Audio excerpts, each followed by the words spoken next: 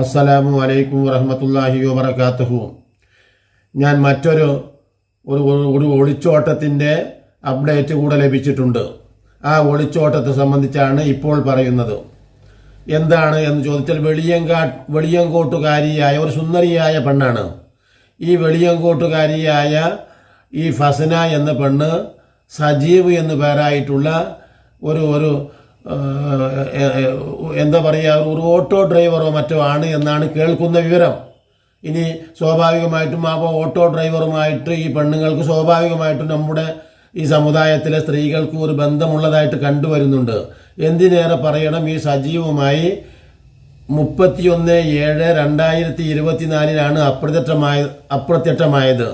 ആ വിവരമാണ് ഇന്ന് പോലീസിൽ പരാതിയായിട്ട് ലഭിച്ചിട്ടുള്ളതിനാലാണ് ഞാനിത് പറയുന്നത്. അതുകൊണ്ട് മാത്രമാണ് അവർ രണ്ടുപേരുടെയും ഫോട്ടോ കാണിക്കുന്നുണ്ട്. എന്തുകൊണ്ടെന്നാൽ ഇവരുടെ ഈ സ്ത്രീയുടെ ഈ പറയുന്ന ഫസനയുടെ മാതാപിതാക്കൾ പോലീസ് സ്റ്റേഷനിൽ കൊടുത്ത പരാതി, ആ പരാതിക്ക് താഴെ 2 നമ്പറുകൾ കൊടുത്തിട്ടുണ്ട്.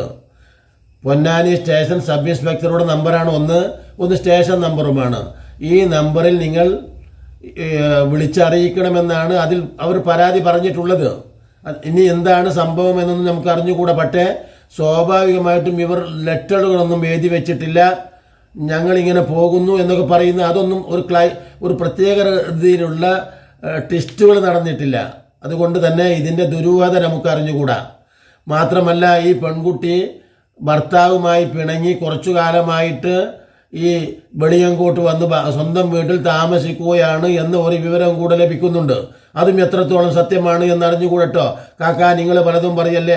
ഞാൻ പറയുന്നത് കിട്ടുന്ന വാർത്തകൾ എന്ത് തന്നെയായാലും അതിൽ സത്യസന്ധമായിട്ടുള്ളത് പറയാൻ ഞാൻ ശ്രമിക്കുന്നുണ്ട് എന്നാണ്. അതോടൊപ്പം തന്നെ ഒരു വാർത്തയിൽ മുഴുവൻ ഞാൻ നേരത്തെ പറഞ്ഞതുപോലെ വഹീൻ്റെ അടിസ്ഥാനത്തിൽ പറയുന്നതല്ല, പ്രവാചക വചനമോ ഖുർആന്റെ വചനമോ അല്ല. അതോടൊപ്പം കണ്ണുകൊണ്ട് കണ്ടതുമല്ല. എന്തുകൊണ്ടെന്നാൽ കണ്ണുകൊണ്ട് കണ്ടത് സത്യം, ചെവി കൊണ്ട് കേട്ടത് തെറ്റ് എന്നൊക്കെ വീർബൽ പറഞ്ഞതായിട്ടുള്ള ഒരു സംഭവമുണ്ട് അക്ബറിനോട്. ഞാൻ ആ കഥ പറയല്ല. പക്ഷേ എല്ലാ കാര്യങ്ങളും നമ്മൾക്ക് കണ്ടുകൊണ്ട് മാത്രം വിശ്വസിക്കാൻ പറ്റില്ല. ചില കാര്യങ്ങളൊക്കെ നമ്മൾ കേട്ടത് വിശ്വസിക്കേണ്ടി വരും. അതുപോലെ തന്നെ ഇന്ന് യുക്തിവാദികളും നിരീശ്വരവാദികളും പറയുന്നത് പോലെ നമ്മളൊക്കെ കണ്ട് സ്വർഗം കണ്ടാലേ വിശ്വസിക്കുള്ളൂ, നിങ്ങൾ നരകം കണ്ടാലേ ഞങ്ങൾ വിശ്വസിക്കുള്ളൂ, ഞങ്ങൾ പ്രവാചകൻ്റെ സ്വഭാവം കാണണം, ഞങ്ങൾക്കിപ്പോൾ പിടിച്ചു കൊണ്ടുവരണം, അതോടൊപ്പം തന്നെ ഓരോ ദൃഷ്ടാന്തങ്ങളെയും ഞങ്ങൾക്ക് കാണണം എന്ന് പറഞ്ഞവരായിരുന്നു എല്ലാ കാലത്തും ഈ ദുനിയാവിൽ കടന്നു വന്നിട്ടുള്ള തമ്മാടികളായ ജനങ്ങൾ. ഇപ്പോൾ ജാമിദയായാലും ലിയാഖത്തായാലും ആരിഫായാലും ഇന്ന് വരെയും ഈ 3 ആളിൽ കവിഞ്ഞ് അവർക്ക് ജബ്ബാറിനും ഇങ്ങനെ 4 ആളിൽ കവിഞ്ഞ് 5-മതൊരാളെ ഈ ഇസ്ലാമികമായ ഈ പരിശുദ്ധ വ്യവസ്ഥയിൽ നിന്ന് അവർക്ക് ലഭിച്ചിട്ടില്ല എന്ന് തന്നെയാണ് യഥാർത്ഥത്തിൽ സത്യം. അവൾക്ക് ഈ ജാമിദ എന്ന് പറയുന്ന സ്ത്രീക്കായാലും ഈ ആരിഫ് എന്ന് പറയുന്ന ഈ നരാധമനായ വ്യക്തിക്കായാലും പരിഹാസ്യമായി മലം വാരിയിട്ട് തിന്നുകൊണ്ടിരിക്കുകയാണ് അവർ. അള്ളാഹുവിനെയും അവൻ്റെ റസൂലിനെയും പരിഹസിച്ചും നിന്ദിച്ചും നോക്കണം. തനിക്കുണ്ടായിട്ടുള്ള നിരാശകൾ മുഴുവനും നോക്കണം. നേരെ ചൊവ്വേ കുടുംബം പോറ്റാൻ കഴിയാത്ത ഒരു മഹാനരാധമനാണ് യഥാർത്ഥത്തിൽ ഈ ആരിഫ്. അതുകൊണ്ടാണ് സ്വന്തം ഭാര്യ കൂടെ ഇല്ല, മക്കളില്ല, ഹോമിയോക്ക് പഠിച്ചിട്ടുണ്ട്, പക്ഷേ ഹോമിയോ സർവീസിലില്ല. അപ്പോഴാണ് അവന് സംഘികളുമായി ബന്ധം വന്ന് അള്ളാഹുവിനെയും അവൻ്റെ ദൂതനെയും മുസ്ലിമീങ്ങളെയും നിന്ദിച്ചുകൊണ്ട് യൂട്യൂബ് ചെയ്താൽ വരുമാനം കിട്ടും എന്ന ബോധ്യം വന്നത്. ഇപ്പോൾ അവന് നല്ല റീച്ചുണ്ട്, വരുമാനമുണ്ട്, സന്തോഷമായി മലം തിന്ന് ജീവിക്കുന്നുണ്ട് എന്നാണ് കേൾക്കുന്നത്. അപ്പോൾ കുറച്ചൊക്കെ ആയി. മാത്രമല്ല, DGP അലക്സാണ്ടർ ജേക്കബ് സാർ പറഞ്ഞതുപോലെ ക്രിസ്ത്യാനിയെ പറഞ്ഞാൽ 25% ആളുകളെ കേൾക്കാനുണ്ടാകൂ, ഹിന്ദുവിനെ കുറ്റം പറഞ്ഞാൽ ഒരു 10% പോലും ആളുകൾ കേൾക്കാനുണ്ടാവില്ല. വിശുദ്ധ ഖുർആനെയും പ്രവാചക വചനങ്ങളെയും അഥവാ അള്ളാഹുവിനെയും പരിശുദ്ധ മതത്തെയും അവൻ്റെ പ്രവാചകനെയും നിന്ദിച്ചാൽ, അപമാനിച്ചു പറഞ്ഞാൽ അത് നിരന്തരം കേൾക്കാനും റീച്ചൊക്കെ കിട്ടാനും യഥാർത്ഥത്തിൽ ആളുണ്ട്. അതുകൊണ്ടാണ് പച്ച ഹിന്ദു വർഗീയതയ്ക്ക് ഈ മഹത്തായ കേരളം പോലും സ്ഥാനം നൽകി വരുന്നു എന്നതും കൃസംഗികളുടെയും യുക്തിവാദികളുടെയും നോക്കണോ.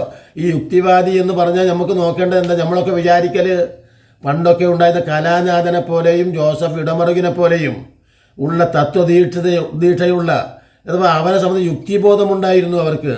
അവർ പറഞ്ഞത് ശരിയാണെന്നല്ല ഞാൻ പറഞ്ഞത്. പക്ഷേ ആ യുക്തിവാദത്തിൽ അവർക്കൊരു ഒരു സത്യസന്ധത നിലനിർത്തിയിരുന്നു. എന്നാൽ ജാമിദയാവട്ടെ, ലിയാക്കത്താവട്ടെ, ആരിഫാവട്ടെ എക്സ് മുസ്ലിം എന്നാണ് പറയുന്നത്. എന്തിനാണ് ഈ കപടന്മാർ ഇങ്ങനെ പറയുന്നത്? കാരണം മുസ്ലിമീങ്ങളെ പരിഹസിച്ച് നിന്നിച്ച് ഈ മരം വാരി അവൻ്റെ വയറിലിടുക, അത്രേ ഉള്ളൂ. കാരണം വിശ്വാസമില്ല, നാളെ ഇതിന് മറുപടി പറയേണ്ടി വരുമെന്ന് വിശ്വസിക്കുന്നില്ല. അപ്പോൾ എന്തും ചെയ്യാലോ. നമ്മൾ സാധാരണ ഒരു മനുഷ്യനെ പിടിച്ചു നിർത്തുന്നത് എന്താണ് എന്ന് ചോദിച്ചാൽ എന്താണ്? ദൈവം കാണും, അല്ലെങ്കിൽ ദൈവം സൃഷ്ടിക്കും. എന്തു കാര്യത്തിലും സംഗതി അങ്ങനെ തന്നെയാണ്. രഹസ്യമായിട്ട് അവൻ കാണുന്നുണ്ട്. ഇന്ന റബ്ബക ലബിൽ മിർസാദ് എന്നാണ് പറഞ്ഞത് വിശുദ്ധ ഖുർആനിൽ. ഒളിഞ്ഞിരിക്കുന്ന സ്ഥലത്തിരുന്ന് മനുഷ്യൻ്റെ എല്ലാ നിലപാടുകളും അവൻ്റെ ഓരോ ചലനങ്ങളും പ്രവർത്തനങ്ങളും മനസ്സിൽ യഹലമു ഖായിനത്തുൽ അഹ്യനി വമാ തുഖ്ഫി സുദൂർ എന്ന് പറഞ്ഞത്. ഹൃദയത്തിൽ മറച്ചു വെച്ചതും കണ്ണിൻ്റെ കട്ടുകാഴ്ചയെയും അവൻ നിരീക്ഷിച്ചു കൊണ്ടിരിക്കുന്നുണ്ട് സദാ. പക്ഷെ അപ്പം അങ്ങനെ ഒന്നും ഇല്ല എന്ന് പറയുന്നതോടുകൂടെ പിന്നെ വളയമില്ലല്ലോ. വളയമില്ലാതെ എന്ത് മലം വാരി തിന്നാനും എന്ത് വൃത്തികേടുകൾക്കും പൈസ കിട്ടുക എന്ന് പറഞ്ഞാൽ എന്തിനും സ്വാഭാവികമായിട്ട് തയ്യാറുള്ള ഒരു വ്യക്തിത്വമാണ്. അതാണ് അഷ്റഫുൽ ഹൽക്ക് എന്ന് പറയുന്ന ആ വ്യക്തിത്വത്തെ എന്നും ഇന്നും കോടിക്കണക്കിന് ജനങ്ങൾ അനുധാവനം ചെയ്യുന്നു, പിന്തുടരുന്നു, അല്ലേ?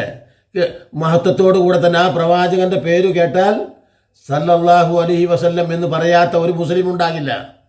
അവിശ്വാസികൾ പോലും, രാഹുൽ ഈശ്വർ പോലും പ്രയോഗിക്കുന്ന വാക്കുകൾ, DGP അലക്സാണ്ടർ ജേക്കബ് സാർ പോലും, അതുപോലെ തന്നെ ഒട്ടനേകം ഹിന്ദു സഹോദരങ്ങൾ, പ്രേമചന്ദ്രനെ പോലെയുള്ള മഹത്തായ വ്യക്തിത്വങ്ങൾ പോലും ഉപയോഗിക്കുന്നത് മുഹമ്മദ് സല്ലല്ലാഹു അലൈഹി വസല്ലം എന്ന് പറഞ്ഞുകൊണ്ടാണ്.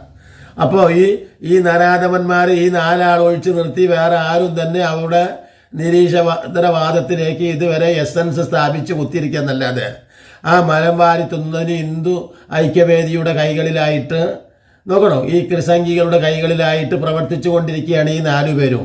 എല്ലാവിധ ഹീനമായ പ്രവൃത്തികളും കേൾക്കുന്നതിനനുസരിച്ചാണെങ്കിൽ ഈ ആരിഫ് എന്താ പറയുക, ഏറ്റവും മോശമായ രീതിയിലുള്ള പല സ്ഥാപനങ്ങളും, ഞാനത് വ്യക്തമായിട്ട് പറയാത്തത് എന്തുകൊണ്ടെന്നാൽ നമ്മൾ അത്തരത്തിലൊന്നും ചളിവാരി എറിയാൻ നമ്മൾ ഉദ്ദേശിക്കുന്നില്ല. ഈ ആരിഫിൻ്റെ ഓരോ സോഴ്സുകളും പരിശോധിച്ചാൽ കാണാൻ കഴിയും, ആ വ്യക്തിയുടെ സ്വഭാവങ്ങൾ പരിശോധിച്ചാൽ കാണാൻ കഴിയും. അത്തരത്തിലുള്ള നരാധമനായിക്കൊണ്ട് അവൻ്റെ പല എന്താ പറയുക, പല നിന്ദ്യമായ, അതുകൊണ്ട് ആണല്ലോ സ്വന്തം ഭാര്യയും പിള്ളേരും പോലും അവൻ്റെ കൂടെ നിന്നിട്ടില്ല. അത്രയ്ക്ക് തുല്യതയില്ലാത്ത ആ നരാധമനാണ് ഏറ്റവും ശ്രേഷ്ഠനായ അള്ളാഹുവിൻ്റെ റസൂലിനെ സദാ നിന്ദിച്ചുകൊണ്ട്, വിശുദ്ധ ഖുർആനെ സദാ നിന്ദിച്ചുകൊണ്ട് സംസാരിച്ചു കൊണ്ടിരിക്കുന്നത്. എന്തിന്? മുസ്ലിം സമൂഹത്തിനെ സ്വാഭാവികമായിട്ടും ഒരു സിസ്റ്റമാറ്റിക്കായിട്ട് പോകുന്ന, അതാണ് ഒരു ഓർഡർ പ്രകാരം മുന്നോട്ട് പോകുന്ന ഈ സമുദായത്തെ ലക്ഷ്യമാക്കി അതിൻ്റെ ആ ഓർഡറുകൾ മുഴുവനും തെറ്റിച്ച് അരാജകവാദികളാക്കി ആദർശവിരുദ്ധരാക്കി. നോക്കണം, സമൂഹത്തിൽ ഈ ദീനിനെ നശിപ്പിക്കും ഞാനെന്ന് പറയാൻ പോന്. ആ ദീനിനെ നശിപ്പിക്കാൻ വേണ്ടിയിട്ട് ഞാനിതിനെ നശിപ്പിച്ചേ അടങ്ങൂ എന്നാണ് ഇവർ നാലാൾ പ്രതിജ്ഞ എടുത്തിട്ടുള്ളത്. എൻ്റെ ഓർമ്മ ശരിയാണെങ്കിൽ ജബ്ബാറാണ് തുടക്കമിട്ടത്. അടുത്ത കാലത്തൊക്കെ എനിക്ക് അറിയുന്ന കാലമായി യഥാർത്ഥത്തിൽ 62 വയസ്സായ എനിക്ക് ഏകദേശം 12 വയസ്സിൽ ഓർമ്മയുണ്ട് ഈ ജബ്ബാർ നിരീശ്വരവാദി മേഖലയിൽ കടന്നു വന്നിട്ട്. പക്ഷേ ഇന്നും അവൻ്റെ ആ പ്രചരണങ്ങൾക്കൊപ്പം ഇതുവരെയും അവർ പറയുന്ന ഈ നാലാൾ ഒഴിച്ച് അവൻ്റെ ഭാര്യ പോലും ഉണ്ട് എന്ന് എനിക്ക് തോന്നുന്നില്ല. നോക്കണം. അപ്പോൾ അതുപോട്ടെ. അപ്പോൾ അത്തരത്തിലാണ് ഈ അരാജകത്വം മുസ്ലിങ്ങളിലേക്ക് ഇറക്കി ഈ ഫസ്ന ചെയ്തതുപോലെയും അതോടൊപ്പം തന്നെ എന്താ പറയുക, മിശ്ര വിവാഹം അഥവാ 18 ഇനിയിപ്പോൾ എന്താ സംഭവിക്കാൻ പോണത്, ഞാൻ നേരത്തെ പറഞ്ഞതിലേക്ക് വരികയാണ്. ഈ ഫസ്നയും സജീവും ഒളിച്ചോടി പോയിട്ടുള്ളത് രേഖാമൂലമാണോ എന്ന് പോലും സംശയിക്കപ്പെടുന്നുണ്ട്. എന്താ എന്ന് ചോദിച്ചാൽ ഇവർ 18 വയസ്സ് കഴിഞ്ഞവരാണ്. ആ 18 വയസ്സ് കഴിഞ്ഞവരെ അവിടെ രജിസ്റ്റേർഡ് വിവാഹം നടത്തിയിട്ടാണ് പോയിട്ടുള്ളത് എന്നും കേൾക്കുന്നുണ്ട്. അപ്പോൾ അങ്ങനെയാണ് ഇനി രജിസ്റ്റേർഡ് വിവാഹമൊന്നും കഴിച്ചിട്ടില്ലെങ്കിൽ പോലും ഇന്ത്യൻ നിയമം അനുസരിച്ച് രണ്ടുപേരോടും കോടതി ചോദിക്കുന്ന ചോദ്യം എന്താണ്? നിങ്ങൾക്ക് ഇഷ്ടമാണോ പരസ്പരം? ഇത്ര മാത്രമേ ചോദിക്കുള്ളൂ. അവർക്ക് അത്രേ ചോദിക്കേണ്ടതുള്ളൂ. നമ്മൾ രജിസ്റ്റർ ഓഫീസിലൊക്കെ രജിസ്റ്റർ ചെയ്യാൻ പോയാൽ ചോദിക്കും, നിങ്ങൾക്ക് പൈസയൊക്കെ കിട്ടിയിട്ടുണ്ടോ, സമ്മതമല്ലേ? അത്ര പോലെ തന്നെ അതുപോലെ തന്നെ കൊല്ലാൻ കൊണ്ടുപോകുന്ന വ്യക്തിയോടും കോടതി ചോദിക്കും, എന്താ എനിക്ക് വല്ലതും പറയാനുണ്ടോ? അപ്പോൾ പറയും, ഇന്നെ വെറുതെ വിടണം എന്നാണ് എനിക്ക് പറയാനുള്ളത്, ഇടുവോ എന്നതുപോലെ ഉള്ള ഒരു വാക്ക് മാത്രമാണ് കോടതി ചോദിക്കുമല്ല.